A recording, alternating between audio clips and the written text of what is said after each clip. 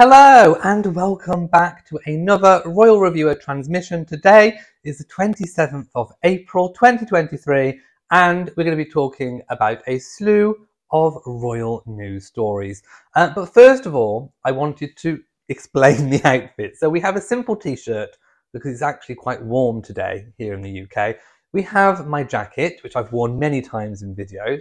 We have the Prince Albert brooch and we have the Australian wattle brooch, which I've actually decided today to hang from a leather pendant. To make a pendant from a leather chain.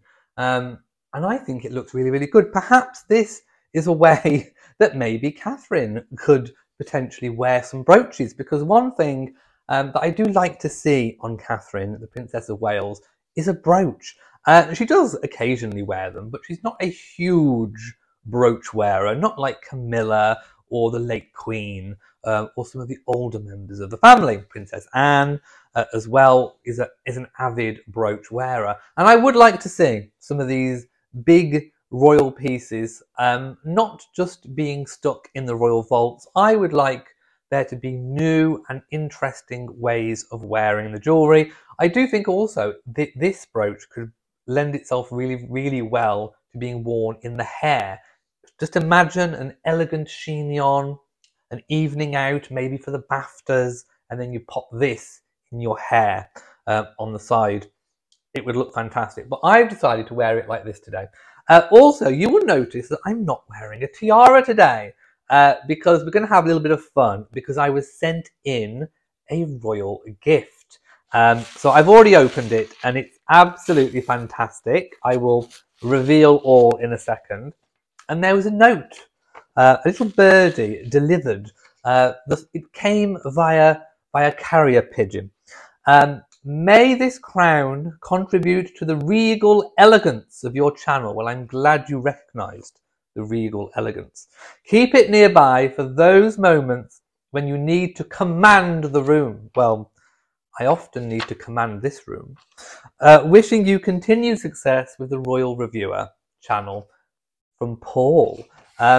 So Paul does crochet, and I will leave Paul's Instagram linked below.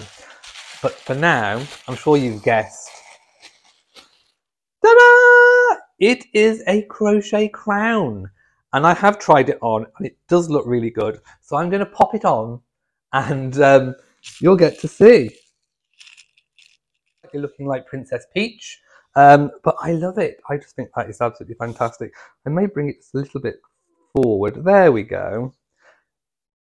There we go. I think that's really, really good. I love it. Thank you so, so much. And I know that Paul makes lots of interesting things. So thank you very, very much, Paul, for supporting the channel. I will just pop it on like that. There we go. I'm sure it will stay on. So also on the community page of the channel, I did leave a message asking for questions, because I think it's good sometimes to kind of round up what we've been talking about with some viewer questions, because you may come up with some interesting points that I haven't thought about, or you might kind of steer me in a new direction to think about things in a particular way. So I'm going to start with Carmen Foster, who is definitely tickling my ego with this comment. Thank you, Carmen. She says, all I know is that you've been doing a great job. Well, thank you so much. Part of the mystique of being a proper reporter is to do the job objectively, which you do brilliantly.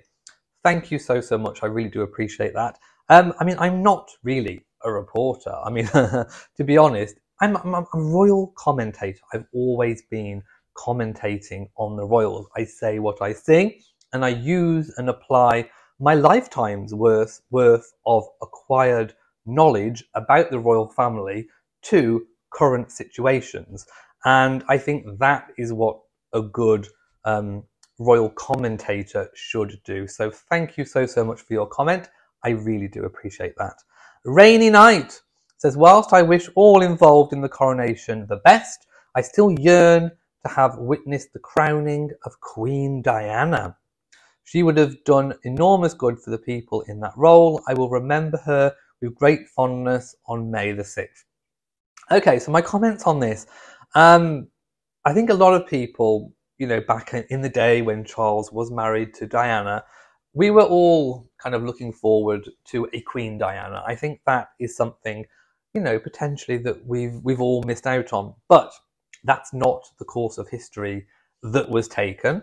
And I've said that in the whole Charles and Diana situation, the only real, I suppose, tragedy is that Diana is not here herself now, not as queen, but to be enjoying life and to have potentially have found her happiness exactly the same way that Charles found his happiness. He found his happiness in Camilla, and potentially had Diana lived past that fateful day in 1997, then perhaps she would have gone on to have found her true love with whomever that may be. She may have gone on to have children, and she may have been attending the coronation as, well, I don't know, because Sarah Ferguson, as an ex-royal, said that she is not attending because she's an ex-royal. But as the mother of a future king, I think that would have put Diana in a slightly different position had she been alive.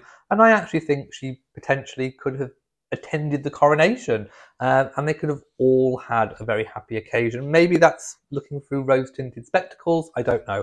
But with the passage of time, all those years, perhaps feelings and attitudes could have softened. I even think that perhaps Diana could have had a role within the royal family, potentially even being brought back into the fold, doing some royal work on behalf of her late majesty and, of course, now the king. So yes, I think lots of people would have loved to have seen the crowning of Queen Diana. But also, going back to a point you made about a role, being queen actually isn't a role, it's a position. And the only role actually for a royal family member is the sovereign. The sovereign, the monarch, has a role. It is defined. There are certain things that the monarch is obliged to do, responsibilities they have to carry out officially.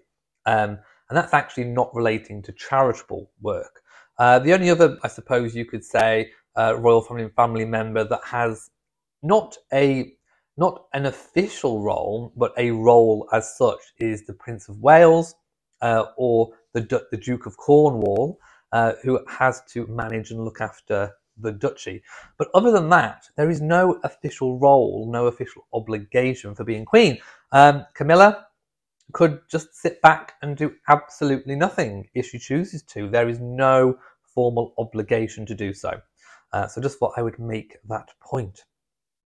Sheila C, now I quite liked this question, says, what colour do you think will be chosen for the new royal family order? Are we likely to see them on display at the coronation? More importantly, who do you think will get one straight off the bat? Okay, first of all, let's deal with your question in chunks. So, what colour? Well, each monarch has a different colour, and they like to kind of separate themselves. So they will choose a different colour. The late Queen's colour was yellow, and I think her father's before that was pink. So I don't think we're going to be seeing pink or yellow. I think we can rule those out. It's not impossible. It's not impossible, but I don't think we'll see the same colour being repeated. Eventually we will, because they'll run out of colours. But from now, I think Charles will go for a different colour. My best guess, and it is a guess, but my best guess is on a kind of deep, dark blue. Quite a masculine colour blue, almost perhaps the same colour as this, not quite navy, maybe a little bit more towards the purple side. And the reason why I say that is because if you look at the coronation china, the colour was specifically chosen for Charles, and I'm just wondering whether or not that is the colour that will be picked up in the new royal family order for King Charles. It's a guess, but I think they might replicate that same colour. So kind of like a deep kind of purple colour, I think. But we shall see. I may be surprised. It could also be green. I'm also going to throw out there the possibility of green, because Charles is into, conservation, the environment. So green could also, maybe not like, an luminous green, like a toxic colour green, maybe like a more muted, dark green, a royal green, perhaps. We shall see. Are we likely to see them on display at the coronation? As with a lot of things at this coronation, we don't know. A lot of things I think will take us by surprise on the day. So at the moment, personally, I don't think we'll see them at the coronation, unless they've really got them out. But we shall see. I'm thinking the next time we'll possibly see the royal family order is potentially at the next state banquet or state occasion following the coronation. But I hold my hands up and say that we don't actually know at this point. More importantly, who do you think will get one? Well, all of the current members of the working royal family, I think, will have one. Including those uncles in the family that are still, and aunts that are doing royal work, and I think those will be the people that will have the royal family order. Now, Queen of Kingsbury says, are you having a coronation event in your neighbourhood? I think there are some going on, but not necessarily specifically right in my village. Are there any block parties planned or big lunches? All over the country there are big lunches. So yes, there is one in my town. Are your parents taking part in any royal festivities with their friends? Not that I'm aware of. I think most people will be doing what I'm doing, and that is sat in front of the TV with snacks and tea and just watching the whole spectacle. I do think you get a better chance to see everything if you watch on television. The atmosphere would be absolutely incredible down in London, but I think it's going to be tough to get a good position to see a lot. I think you'll be queuing for a long time, possibly an overnight. You might have to camp out overnight to get a really good spot. And I think the best you'll see if you're lining the route is just the procession going by. It'll be a very quick, fleeting moment. Then obviously they will let people go down the Mall in a controlled way. The police will escort people down so they can get perhaps a view of the balcony appearance. But even then, you've got to be lucky to get a good spot. So depending on where you're positioned, if you're in London, you may get to see a little bit more than other people, but you'll certainly get to see everything on the TV. And I think that is how most people will be viewing the coronation. How closely, this is from Melanie Houghton, says, how closely do you think it will follow the Queen's coronation? Her funeral obviously followed a lot of the same traditions that her father's did, even though didn't realise until afterwards and never seen much footage of it. Loving the almost daily bit. Well, I have been daily the past week. You must be exhausted. I love chatting about the royals. But let's go back to your question. So there are protocols of previous, obviously, coronations, funerals, royal pageantry events to draw from. And I think, the late Queen's funeral was one that had been planned for decades. So it was a well-rehearsed operation. Everything was planned, and it did differ in certain ways from her father's, the ceremonial, but also there was different protocols in place as to if she was to pass at various different royal homes. For example, if she hadn't had passed away in Scotland, we wouldn't have had such a long journey down back to London, and of course eventually Windsor. So I think a lot of it was dependent upon where the monarch is when they pass away, as to what protocols are in place. But I think royal funerals are planned obviously with the person whose funeral it's going to be well in advance. So there are those personal touches. For example, we saw Princess Anne, who took an active role in the procession back, accompanying the Queen's body back to London. So there were lots of personal touches there. So although there is previous royal precedent for these sorts of events, it doesn't necessarily have to be followed. And what we're seeing with talk of the plans of the coronation is that the previous coronation, the late Queen's coronation, is a blueprint. But Charles, the King, is not afraid to deviate from that. He really wants a coronation that is going to be for the people of today, for the moment today. The makeup of the United Kingdom, the social changes, what we're going through now currently with the hardships with regards to the cost of living is all very different to what it was back at the late Queen's coronation. Yes, you can draw parallels with the fact that we were coming out of wartime. Britain, I think, was still in rations and we were still paying back the money. So there were still hard times, but I think the hard times today are slightly unprecedented with everything going up and mortgages and all the rest of it. So I think there is definitely there is a nod towards trying to save as much money, trying in a way not to involve people, to involve all the different makeup that makes up Britain now. Like I said, the makeup of Britain is completely different to how it was back at the last coronation. So I think the King wants to involve, people of all ages, people of all races, people of all religions, disabilities, from different charities. He wants it to be a coronation for the people, and he wants the attendance to look that way. He wants people to be represented. So rather than having 8,000 guests at the Abbey with all that scaffolding, and let's go. The reason why I think they have actually cut the guest list: one, cost, but two, I think the health and safety elves have been out with their hard hats on. Maybe they should get a crochet hard hat. And they, I think, have basically put the stoppers on it. Yes, the scaffolding went up at the last coronation. Nobody got hurt, nobody got injured. But remember, there was a scaffolding incident recently at Trooping the Colour on Horse Guards Parade. A bit of scaffolding collapsed with people on it. So I think the fear of all these lawsuits and things going on that people are very quick to do these days is upon. And I think the health and safety elves have said no.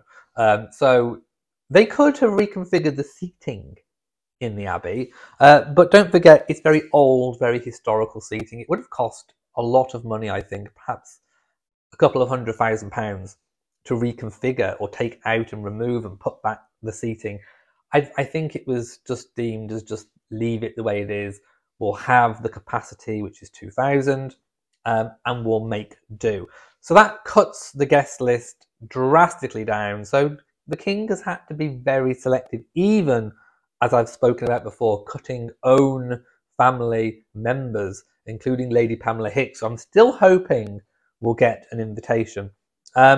So in short, or long, I should say, I think the coronation will vary in its look and feel, but the pomp and circumstance will still be there, and all of those sacred elements, the anointing, the crowning, will be there. The music is also going to be very reflective of now. We're not going to be seeing rap music or anything anytime soon, but the King has commissioned brand new pieces, as well as those historical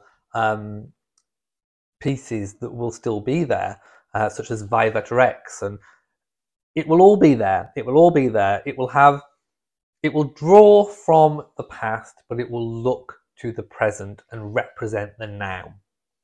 Okay, let's move on to Melinda, who says, we're talking about Harry and Meghan.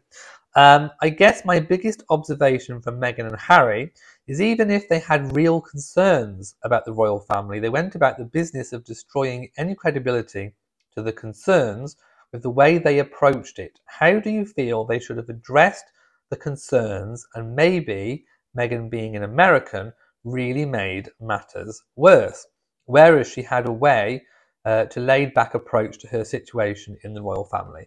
Well, I think Meghan and Harry's biggest strength and weakness was their ability to have immediate impact. Let's not forget, their ages when they got married. Harry wasn't young, Meghan wasn't young. She was a fully grown woman that had already got a career behind her, a very successful career. She'd been doing philanthropy off her own back. She'd got her TIG website. So she was successful. She was an accomplished, well, she was an actress, and she'd made her way in the world. Compare that to a very young Catherine when she met William at university, and who hadn't had life experience behind her.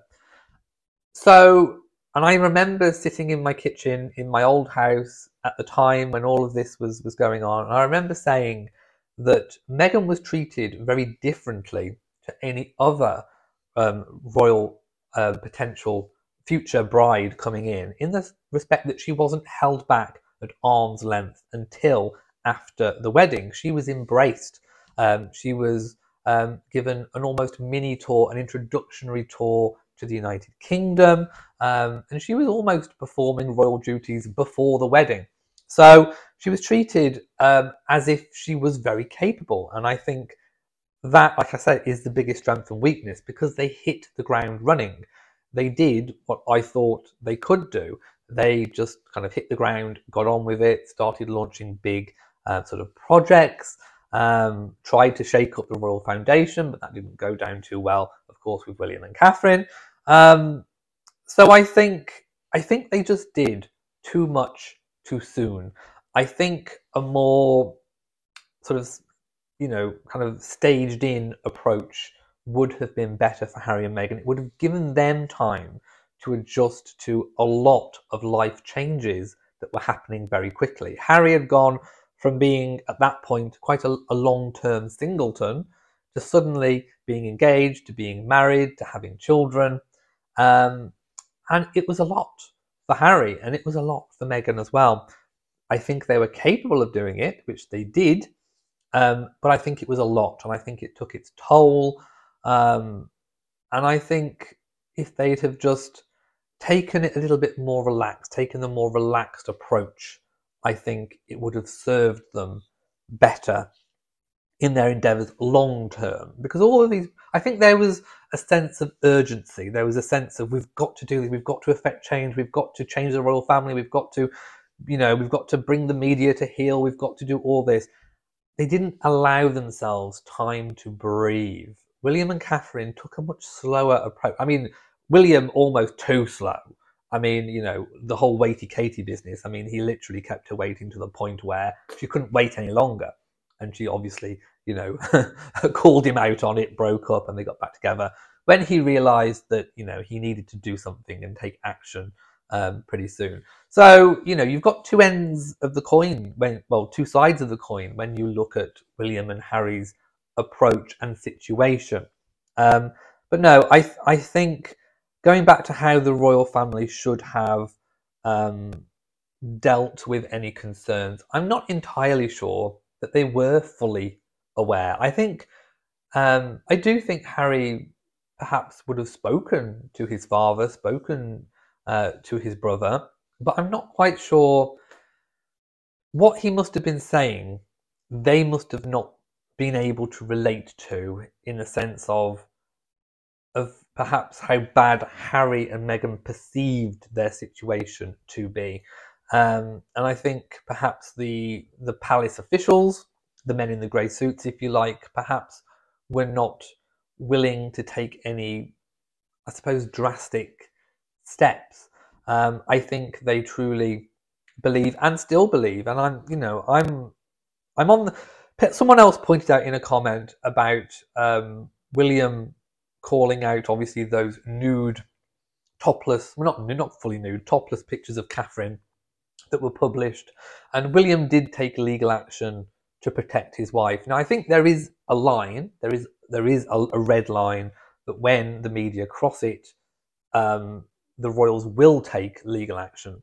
And I think, posting nude pictures or semi-nude pictures of a royal is one of those lines. And I think I agree with that. I mean, if someone posted those sorts of pictures of Meghan, I would say the same thing.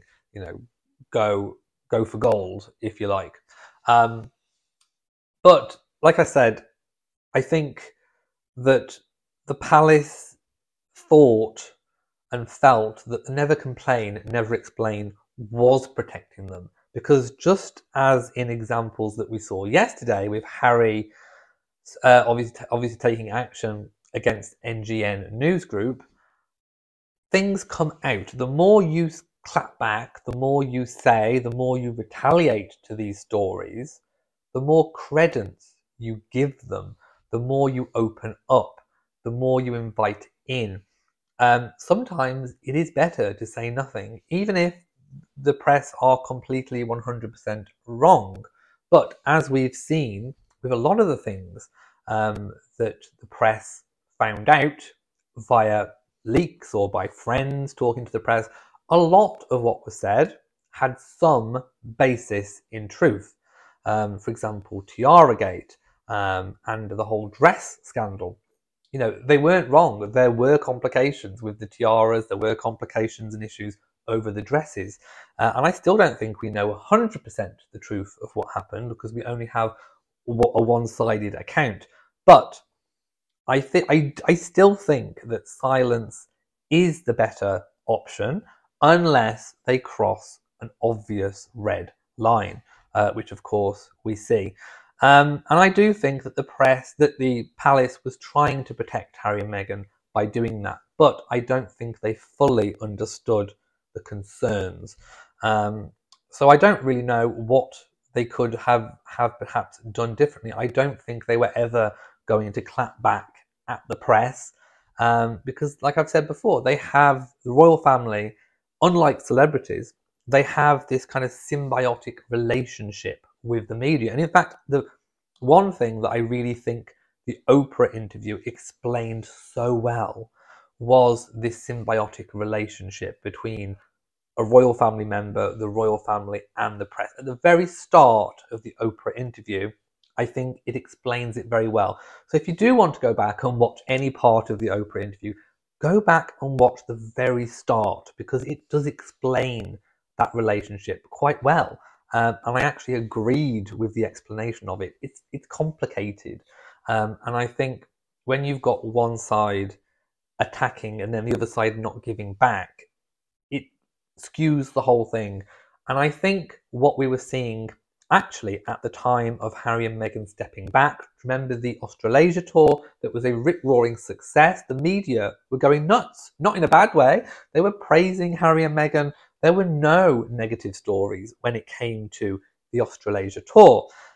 Harry and Meghan were just getting on with it. They were doing the work and they were getting praise for that. It was a success. So then when they dropped the bombshell, I thought to myself, hang on, this could be your turning point. You know, you've gone through the bad moments of the press. The press are now actually, over the last 2 weeks, they've been on your side. Perhaps this is the turning point, and now you've decided to step back. You know, I think they needed more time to adjust. So I think they left at a time when the media was actually starting to be positive towards them.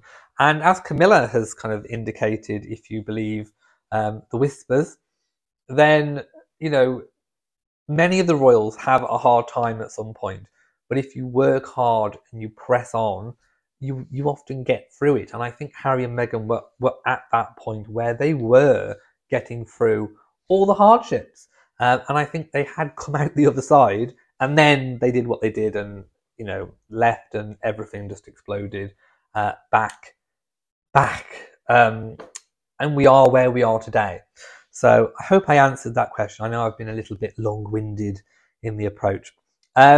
Carolina Bella says, when will the royal family break the silence regarding Harry and Meghan?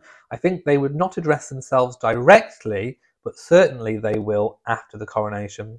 I don't think they will. I think they will carry on being silent, taking the high road. As Michelle Obama said, when they go low, we go high. And I think that is the approach, the royal family's approach to Harry and Meghan. I don't think we'll be seeing any public clapback. We may see, you know, little corrections to stories. We know that the palace does leak, you know, to the journalists, feed them a little bit of information here and there just to correct a few things. to kind of redress the balance. But I don't think, we're not going to be seeing another Prince Andrew interview from William talking about Harry. We're not going to be seeing that. I think they will just quietly get on with work. William and Catherine will just get on. I think we'll be seeing them doing lots more overseas tours. We'll be seeing Charles and Camilla, the new king and queen, doing more overseas travel. And definitely William and Catherine will be doing more tours of the Commonwealth, although I think the mistakes of the previous tour that William and Catherine embarked upon in the Caribbean will not be made again. I think William has put his foot down and told palace officials that he does not want to see a repeat of the bad planning that happened during that tour. Because let's think back to it. All of the things that happened on that tour were arranged and pre-agreed between both countries, the host country and, of course, the Britain. So, apparently, it was the insistence that they did stand on that historic Land Rover that the Queen and Philip stood on, but it all had that kind of colonial look. I don't think we'll be seeing that again. I think we'll be seeing a lot more careful planning. But with regards to speaking about Harry and Meghan, I don't think we'll see. I think the only things we'll ever see is a one-sided story. The question is, how will Harry and Meghan deal with the future? Is Meghan walking the walk or just talking the talk when she said that she's not thinking about conversations that happened, 4 years ago, 2 years ago, blah, blah, blah. Very much what Harry and Meghan have been doing is very much reflecting upon what happened in the past all those years ago. Very much about score settling. So how much is enough? When will the score settling be considered enough? Will they actually walk the walk and move on and start endeavours? And lots of people want to see what they're going to do next. Will they be having a makeup line? Will they be having clothing? Will Meghan go back to acting? Will there be some kind of attempt to enter politics? What are they going to do next? Or will it be Spare Part 2, Netflix Part 2, where they're still talking about the royal family? Move on. I think the royal family are trying to move on. It's a new reign.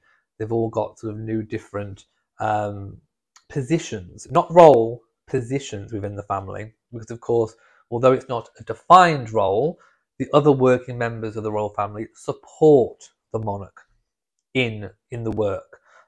So it's not required, it's not set out, it's not a job as such, but it is still work. It's not paid work officially, but it is still work. And I think the royal family will just carry on. Right, I've been yakking at you, answering these questions for 33 minutes, so I don't think I'm going to get to any other stories today. So I will save all of those stories for tomorrow. I am going to ask you, if you do want me to answer any comments like this, I will make another community post and I will ask for your thoughts, comments, questions, things you want me to read out, things you want me to look at, consider. Just leave a comment and I will endeavour to answer them in a future video.